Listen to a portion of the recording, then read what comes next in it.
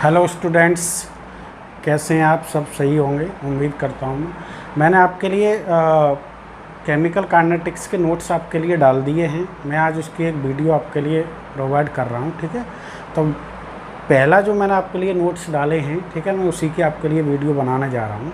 तो सबसे पहले हम केमिकल काइनेटिक्स में देखते हैं केमिकल काइनेटिक्स का मतलब क्या होता है। केमिकल का मतलब एक तरीके से केमिकल रिएक्शन है। काइनेटिक्स का मतलब होता है एक तरीके से मोशन। मतलब हम इस यूनिट में आपके लिए क्या करेंगे कि आपके लिए केमिकल रिएक्शन की जो एक तरीके से मोशन है, ठीक है, उसका पता करेंगे। क्लियर है? तो कोई भी रिएक्शन अगर हम उसकी मोशन के बेस पर देखें, काइनेटिक्स के बेस पर देखें, तो वो 3 तरीके की रिएक्शन होती है। पहली देखो अपने टाइप्स ऑफ रिएक्शन है। पहली फास्ट रिएक्शन, ऐसी रिएक्शन जो एक तरीके से 1 सेकंड या 10 सेकंड के अंदर हो जाए, उसको बोलते हैं फास्ट रिएक्शन, ठीक है।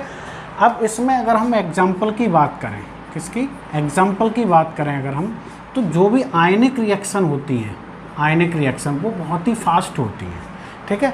इसमें हमें ये भी पता होना चाहिए कि जो किसी का काइनेटिक्स है या रेट है, मोशन को रेट भी बोल सकते हैं, कि कौन सी रिएक्शन का हम पता करते हैं। तो देखो इधर फास्ट जो रिएक्शन होती हैं, जो आयनिक रिएक्शन है, मान लो आपके लिए मैं एक एग्जाम्पल लूँ आयन रिएक्शन का, जैसे NaCl + AgNO3 NaNO3 + AgCl। तो इसमें क्या हो रहा है कि आयनों का एक्सचेंज हो रहा है, इसलिए ये आयनिक, ये बहुत ही फास्ट रिएक्शन है। तो हम इस रिएक्शन का एक तरीके से रेट डिटरमाइन नहीं कर सकते, क्योंकि ये बहुत ही एक तरीके से 1 सेकंड या 10 सेकंड में होने वाला, तो इसका रेट हम डिटरमाइन नहीं कर सकते। इसके बाद दूसरी रिएक्शन होती है स्लो रिएक्शन, जो एक तरीके से स्लो रिएक्शन का मतलब है जो एक ईयर में हो या मंथ में हो, ठीक है, बहुत ही स्लो रिएक्शन, जैसे रस्टिंग ऑफ आयरन। सबसे अच्छा इसका एग्जांपल है आपके लिए rusting of iron. Rusting of iron कि ये आपने देखा होगा कि आयरन पे जंग लगने की प्रोसेस कितने होते हैं। कोई ऐसा तो नहीं है 1-2 दिन में लगती हो, महीनों लग जाते हैं, साल भी लग जाते हैं।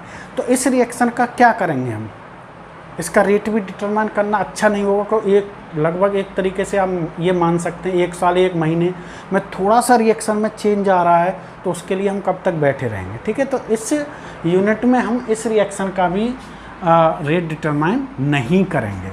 अब आती है मॉडरेट रिएक्शन, जो एक तरीके से मॉडरेट रिएक्शन क्या है कि ना तो अधिक फास्ट होती है, ना ही अधिक आपकी स्लो होती है, मतलब 1 या 2 डेज़ के अंदर वो हो जाती है रिएक्शन, ठीक है। तो ऐसी रिएक्शन का हम रेट डिटरमाइन कर सकते हैं। इसमें कुछ ना कुछ हम इसका कंक्लूजन निकाल सकते हैं, क्योंकि टाइम भी अधिक नहीं है, नहीं आपके लिए टाइम बहुत ही कम लग रहा, नहीं आपके लिए टाइम बहुत अधिक लग रहा है, ठीक है। क्लियर है? तो इसका अगर हम एग्जांपल देखें तो देखो H2 + N2 ले लो आप, एक रिएक्शन कोई सी भी जो, और यहाँ बना लो आप 2 NH3। बैलेंस करना चाहो कर लो। इसमें होता क्या है कि इन दोनों के बॉन्ड ब्रेक होते हैं और NH3 का बॉन्ड क्या होता है, फॉर्म होता है। तो इनमें क्या है, एक तरीके से फाइनाइट टाइम लगता है। क्या है? फाइनाइट टाइम इसमें लगेगा, तो कोई दिक्कत वाली बात नहीं है इसके बॉन्ड ब्रेक करने में। इन दोनों के, ये दोनों जब कंबाइन होते हैं रिएक्टेंट, आपके लिए क्या होता है, NH3 बनता है, तो उसमें न्यू बॉन्ड फॉर्म होते हैं।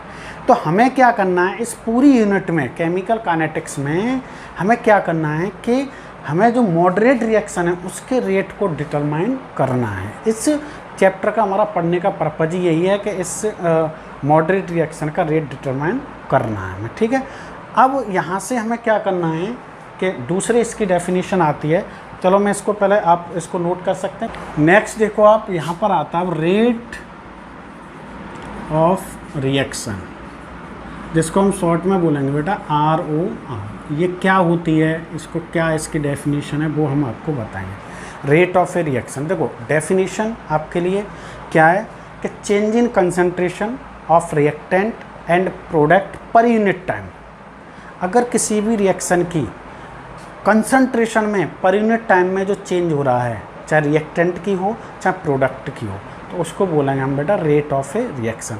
और रेट ऑफ ए रिएक्शन आपके लिए 1 मोल की डिफाइन किया जाती है, पर mole of change in concentration of reactant and product per unit time, ये डेफिनेशन है इसकी, ठीक है। अब जैसे हमने कोई एक रिएक्शन मान ली जो हमारी NCERT में, हम उसी को लेके चल रहे हैं, रिएक्टेंट और एक आपके लिए प्रोडक्ट है ये, ठीक है। हम चाहें कि आपके लिए रेट ऑफ रिएक्टेंट निकालना चाह रहे हैं, रेट ऑफ रिएक्टेंट, ठीक है। तो हम किस तरीके से फाइंड करेंगे आपके लिए, delta R upon delta T, ठीक है। अब हम निकालेंगे rate of product positive delta P upon delta T.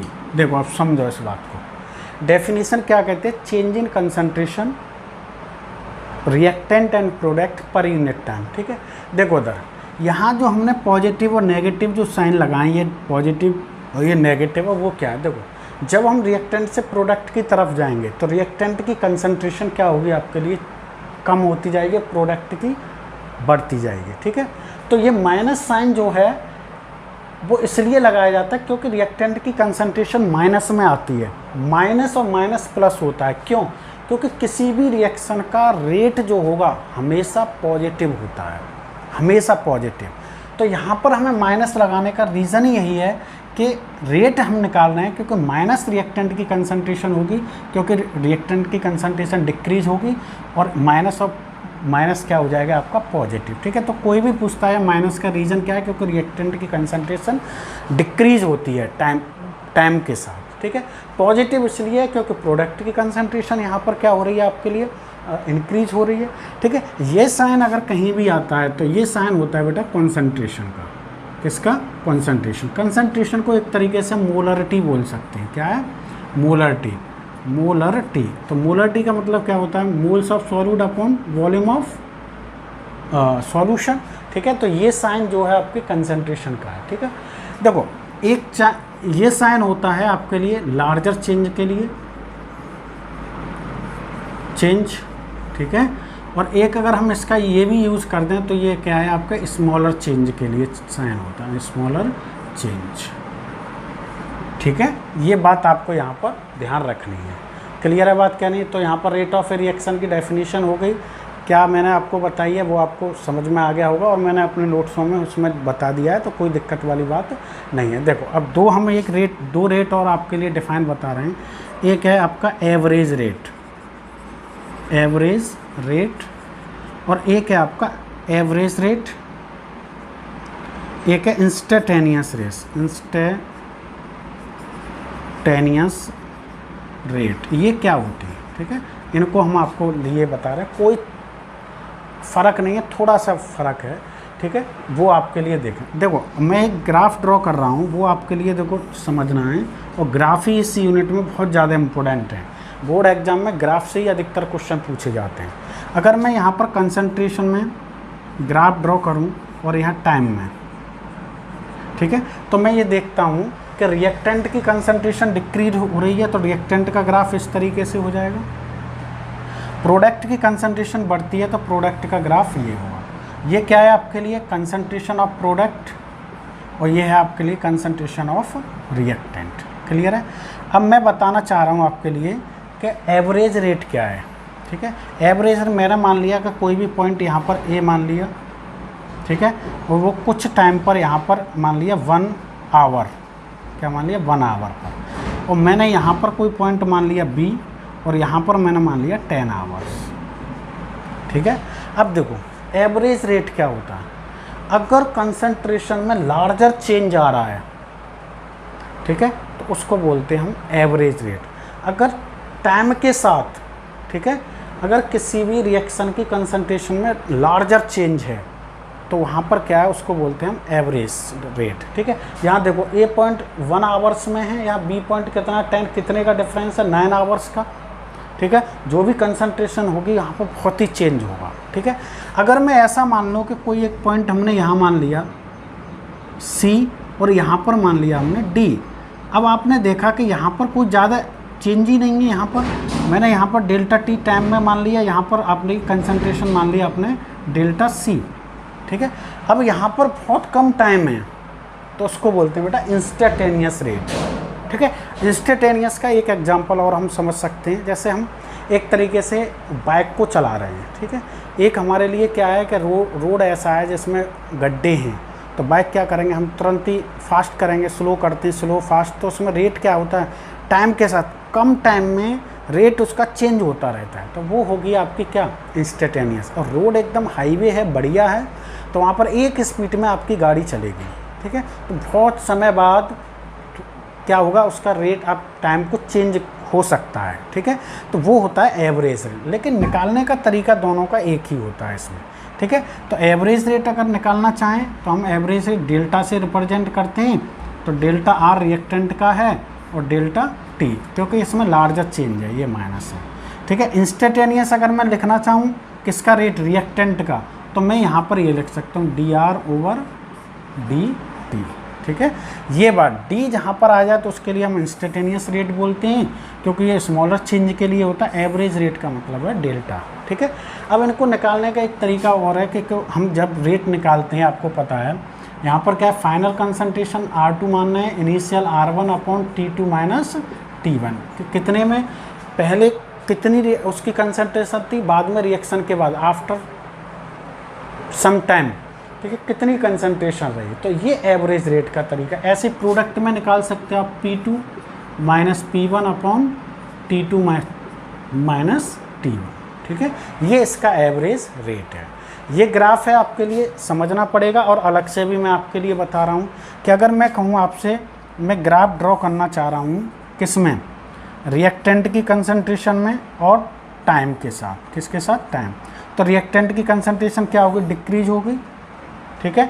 अगर मैं प्लॉट ग्राफ रिप्रेजेंट करना चाह रहा हूँ प्रोडक्ट की कंसंट्रेशन में, प्रोडक्ट की कंसंट्रेशन और टाइम के साथ, ठीक है, तो प्रोडक्ट की कंसंट्रेशन का ग्राफ इस तरीके से, ठीक है, क्योंकि प्रोडक्ट की कंसंट्रेशन बढ़ती जा रही है, ठीक है। तो ये आपके लिए ग्राफ आपको समझना है। इसके जो ये कि reaction of rate of A reaction क्या होता है, ये आपके लिए समझना है। देखो यहाँ पर जो एनसीईआरटी में हमारी बुक में लिखा हुआ है, इस तरीके से लिख देते हैं, रेट ऑफ डिसअपीयरेंस और रेट ऑफ अपीयरेंस। डिसअपीयरेंस का मतलब होता है डिक्रीज आना, ठीक है, और अपीयरेंस का मतलब होता है इंक्रीज होना। कोई दिक्कत नहीं है, पर एक बात आपके लिए यहाँ ध्यान रखनी है, वो मैं आपके लिए समझा रहा हूँ, ठीक है। तो ये आपके लिए समझ में आ गया होगा, आपके लिए नोट्सों में ये हैं, तो उनको अच्छे तरीके से आप डिस्कशन करें, ठीक। अब मैं आपको ये बताने जा रहा हूँ कि रेट ऑफ रिएक्शन की यूनिट क्या होगी, ठीक है। तो यूनिट ऑफ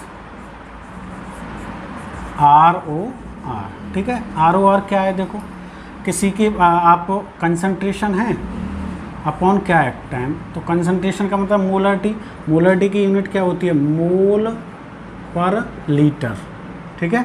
और टाइम अगर आप सेकंड में लेना चाह रहे हो तो सेकंड, मतलब इसकी होगी मोल लीटर इनवर्स और सेकंड इनवर्स। ये हो गई आपकी unit of rate of A reaction, ठीक है। ये भी आपको ध्यान में रखना है। अब मैं यहीं आपके लिए एक बात और बताने जा रहा हूँ कि कोई भी रिएक्शन है तो उसका पूरा रेट कैसे निकालते, वो चीज़ आपके लिए ध्यान रखना है। जैसे मैं एक एग्जांपल लूँ, ठीक है, उस एग्जांपल से समझाऊंगा और आपको ध्यान से समझना। जैसे मैंने कहा आपके लिए XA प्लस YB और यहाँ बना लिया मैंने ZC, ठीक है। मुझसे कहा जा रहा है कि इसका रेट निकालो। तो देखो अगर मैं कहूँ रेट ऑफ A, तो मैं क्या कहूँगा, minus concentration of A upon change in concentration of A upon change in time, ठीक है। पर जो यहाँ कॉफिशिएंट होता है, ठीक है, उसका यहाँ पर क्या होगा, आपके लिए डिवाइड करते हैं। जैसे x है तो x, ठीक है। क्यों करते हैं, क्योंकि मैंने अभी ये आपको बताया था कि रेट जो निकाला जाता है वो पर मोल पर निकाला जाता है। कितने पर, पर मोल, एक मोल पर, ठीक है। अगर मान लो आपके लिए XA का, भाई सिंपल है, XA की आपके लिए कंसंट्रेशन कितनी है और A की कितनी होगी, तो कितना होगा, 1/x होगा भाई। A की मतलब 1 मोल का। इसी तरीके जितना भी आपके लिए यहाँ कॉफिशिएंट दिया हो उसका आपको डिवाइड करना है, क्योंकि कंसंट्रेशन आपके लिए क्या होती है, 1 मोल की फाइंड की जाती है, ये ध्यान रखना। अब मैं कहूँ आपसे रेट ऑफ B निकालूँ तो आप क्या कहेंगे, minus 1/y concentration B upon time. अगर मैं कहूँ आपसे रेट ऑफ C निकाला जाए तो आप क्या कहेंगे, positive 1/z del C over del T, ठीक है। अब पूरी रिएक्शन का रेट ऑफ रिएक्शन क्या होगा, ठीक है, पूरी रिएक्शन का, यहाँ देखो रेट ऑफ रिएक्शन, तो क्या होगा -1/x del concentration of A equal -1/बाई del V upon del C equal +1/z del concentration of C upon del T. क्योंकि जो हमारी हमेशा याद रखना कि पूरी ओवरऑल रिएक्शन की जो कंसंट्रेशन होगी वो रिएक्टेंट और प्रोडक्ट के बराबर ही आएगी, ये हमेशा ध्यान रखना, क्योंकि ये 1 मोल की हमेशा निकाली जाती है, ठीक है। ये आपके लिए यहाँ पर मैं बता रहा हूँ, और मैंने आपके लिए नोट्स में इसमें बहुत सारे एग्जाम्पल भी दिए हैं, कराए भी हैं, तो उनको आप अच्छे तरीके से समझें, ठीक है। तो आज के लिए इतना ही काफ़ी। Thank you so much.